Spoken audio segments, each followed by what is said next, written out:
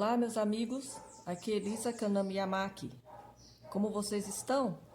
Na aula passada a gente falou sobre os temas, né? O roteiro de mangá, como criar um roteiro bom, certo?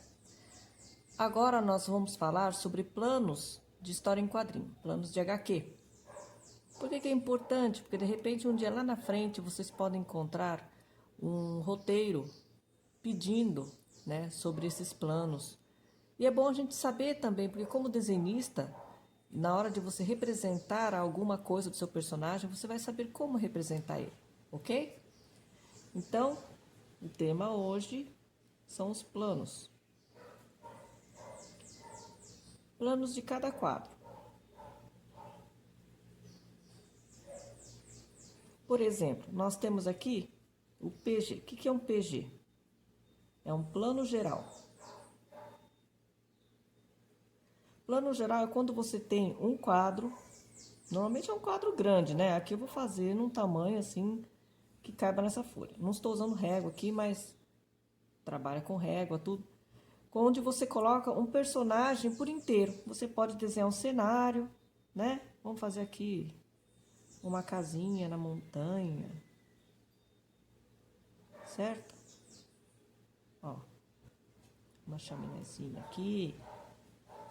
No plano geral, normalmente é no início das historinhas, né? No início da história em quadrinho, para o leitor se localizar, né? Pode ser uma praia, pode ser qualquer lugar. Aqui, ó. Então, aqui nesse cenário, o que nós estamos vendo? Ah, nós estamos numa região montanhosa. Tem montanhas, né? Tem árvores. E aqui, nós temos pessoas aqui andando.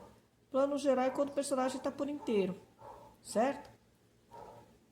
Um personagem está por inteiro dentro deste quadro. Não precisa ser um quadro tão longe. Isso aqui é um plano geral, mas é um plano geral visto de longe, né? Porque o personagem está por inteiro aqui. A gente pode colocar um personagem inteiro aqui. Vamos colocar um aqui, ó.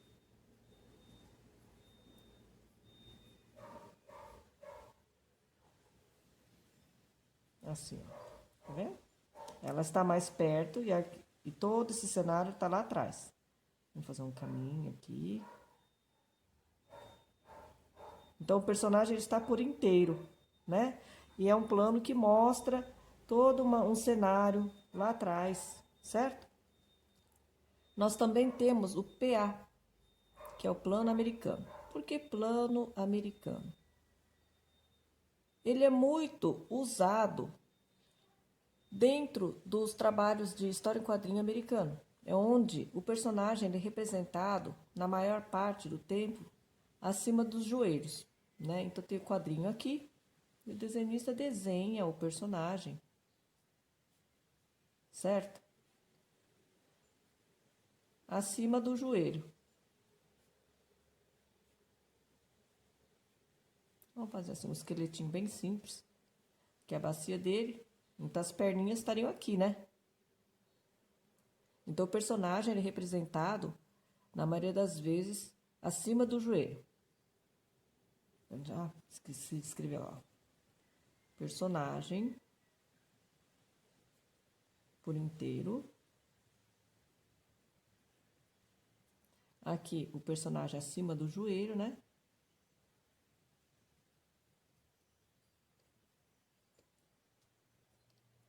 Também temos o PM,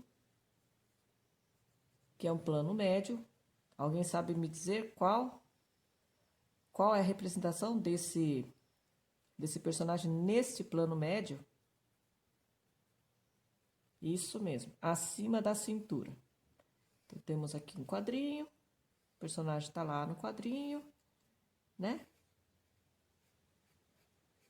Aqui seria a cintura dele, ó. Aqui seria o resto dele aqui.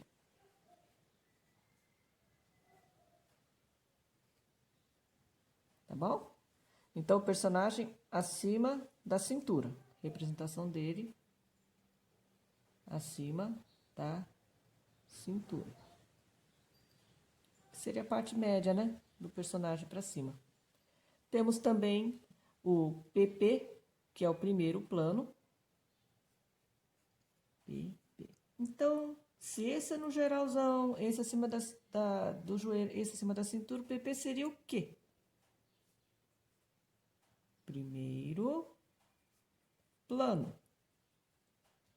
Por exemplo, quando a gente foca o rosto do personagem. Por exemplo, ó. Nós vamos desenhar o rosto do personagem. Rosto do personagem. Então, vamos fazer aqui, ó. Vou fazer a Charlene, por exemplo.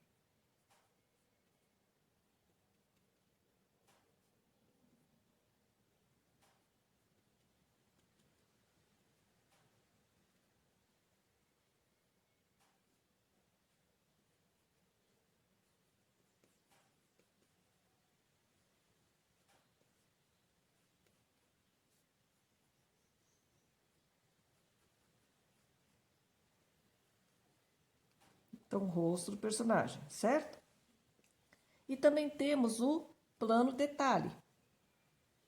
PD. Plano detalhe. O que significa isso? É quando a gente quer mostrar, chamar a atenção do leitor para algum detalhe importante que a gente quer passar. Um olhar, né? Os lábios ou a boca em alguma posição, certo? Alguma coisa que a gente quer, um detalhezinho que a gente quer chamar a atenção do leitor. Então, aqui, por exemplo, nós estamos com a Charlene ainda. Eu vou colocar aqui o olho dela, o olhar dela, por exemplo. Um olhar assim bem, né?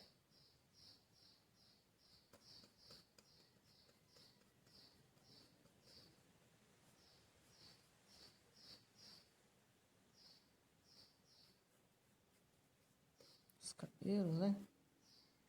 Você quer chamar atenção para um olhar, por exemplo, certo? Então, aqui é plano detalhe, atenção para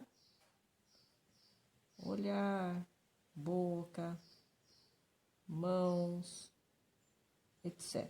Alguma coisinha que você queira mostrar, né? Dentro do seu quadrinho, certo? Então, basicamente, temos esses quadros dentro do HQ.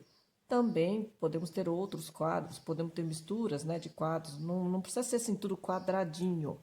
O mangá, na verdade, ele não é tão quadradinho, né? O personagem às vezes está fora, o personagem às vezes está entrando na página. O mangá ele é mais fluido, ele trabalha um pouco diferente, né? Não é muito assim quadradinho. Que nem as tirinhas que são muito quadradinhas, não. Ele é um pouco diferente, tá bom? Agora a gente vai entrar na parte de legendas e balões. Legendas e balões. Vocês já viram, né, que nas histórias em quadrinho nós temos os balões de fala, né, tem legendas, tem texto, tem historinhas que tem texto, né? Então nós vamos mostrar e falar um pouquinho sobre legendas e balões, certo? Os vários tipos de balões que nós temos. Então, por exemplo, tem mangá que às vezes vem um texto escrito ali, né? Pode ser uma carta que um personagem escreveu para alguém, pode ser um texto, alguma coisa que o narrador, né? Por ser uma história em quadrinhos, pode ter narrador também, queira falar. Normalmente o texto a gente não deixa ele muito longo, porque é cansativo, né? Porque é uma história em quadrinho, é um mangá, tem desenho. Então você pode fazer o texto distribuído, né, ao longo da página, com algum desenho como fundo para ajudar, né, naquela imagem que o texto, né, está falando. Temos a legenda. Legenda é uma coisa simples, né? Ou às vezes pode ter um pouquinho mais de informação, mas dentro de um quadrinho ou no começo dele, né? Assim, pode estar nessa parte aqui pode estar um pouquinho aqui, né? Então, a legenda, por exemplo, ela pode vir aqui próximo, vamos lá, próximo da casa. Aí mostra lá a casa, né? Aqui, montanha. Então, próximo da casa tinha alguma coisa. Então, a legenda, isso aqui é uma legenda, tá?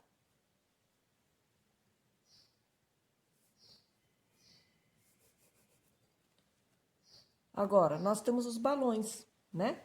Os balões, esse balão aqui, todo mundo já conhece. Que balão que é esse? Balão de fala, né? Onde o personagem fala, conversa com o outro. Temos este aqui. Parece uma nuvenzinha. Ó, isso já fala tudo, né? 3 pontinhos ou mais, dependendo da situação. Isso aqui é um balão de... Isso mesmo.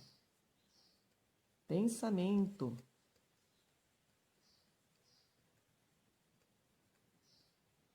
Balão de pensamento. E quando a gente fala, quando o personagem quer sussurrar alguma coisa, quer falar alguma coisa bem baixinho, ele quer contar um segredo, é um balão de sussurro, né? Como que ele é, esse balão de sussurro? Assim, pontilhadinho, certo? Olha que belezinha. Balão de sussurro. Com 2 S's. Balão de sussurro. Certo? E também temos esse outro balão. E esse aqui. Pode ser um balão de grito, pode ser um balão de susto, pode ser um balão de raiva, né? Então, balão de grito, susto, raiva. Pode ser um balão de atenção, certo? Esse aqui tem várias utilizações, esse balão aqui, né? E vocês viram que aqui eu mostrei letra maiúscula e minúscula, mas dentro da legenda e dos balões eu preenchi com letras de forma maiúscula.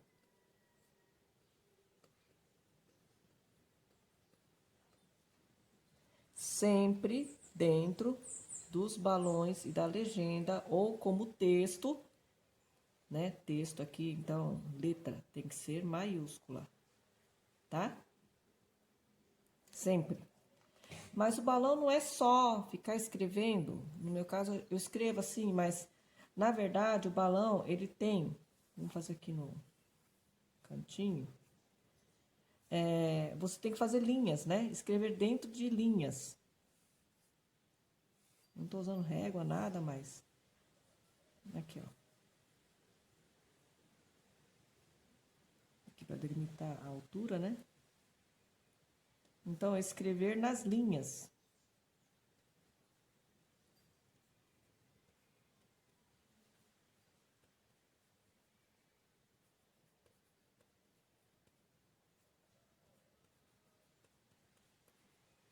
Se você fizer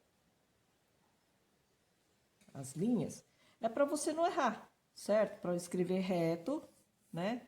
E para não modificar o tamanho da letra, porque ela tem que ter uma uniformidade ao longo dos quadrinhos, certo?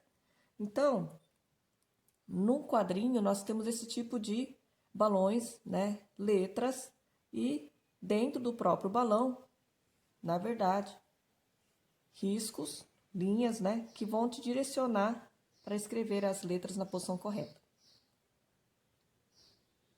Por hoje é só. Muito obrigada pela presença de vocês e a gente se vê na próxima aula.